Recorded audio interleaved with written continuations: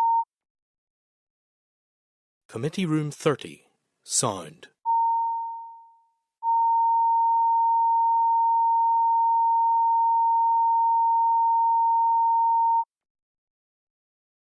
Committee Room 30, sound.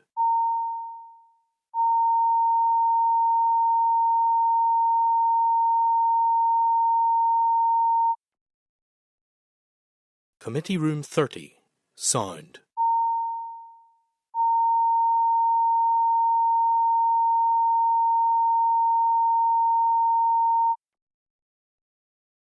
Committee Room 30, sound.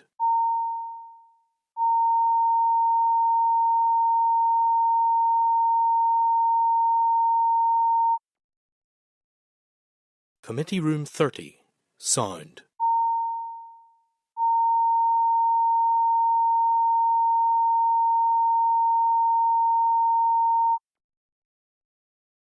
Committee Room 30, sound.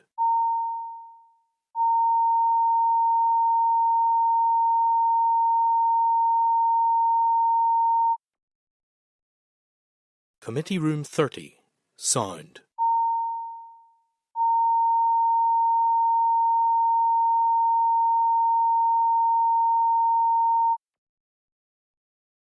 Committee Room 30, sound.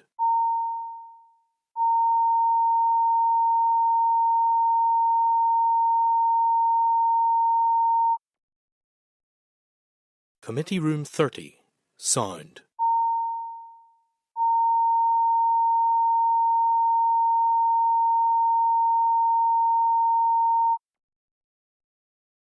Committee Room 30, sound.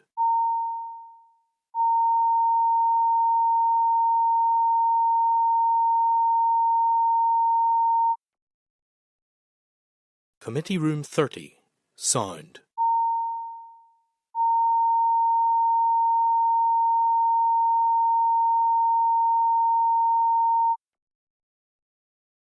Committee Room 30, sound.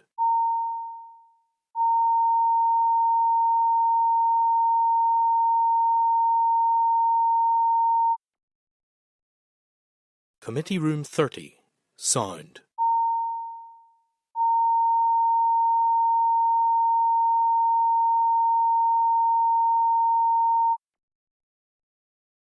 Committee Room 30, sound.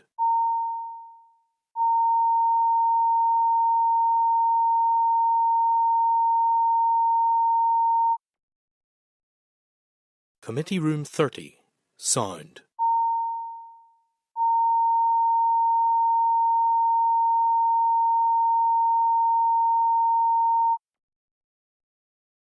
Committee Room 30, sound.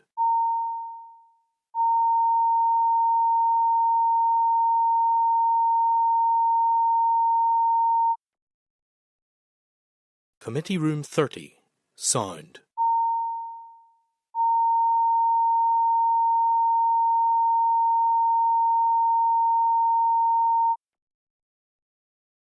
Committee Room 30, sound.